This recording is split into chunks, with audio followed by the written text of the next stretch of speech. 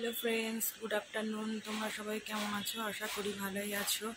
আজকে রান্না কি করেছি মেনু তোমাদেরকে আমি শেয়ার করি। চলো দেখাই।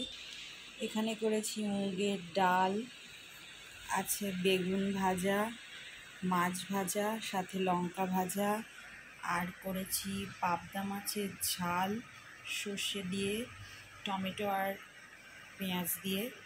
আর এখানে আছে চিংড়ি মাছের মালাইকারি আলু দিয়ে। তো আজকের রেসিপি এটাই।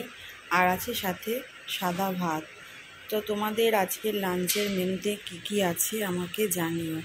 আর তোমরা সবাই ভালো থেকো, সুস্থ থেকো। আমার ভিডিওটা like, comment, share and subscribe করে দিও।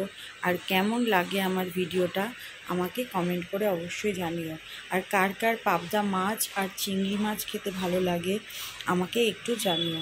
তো সবাইকে টাটা জানিয়ে শেষ করছি। বাই, ভালো থেকো।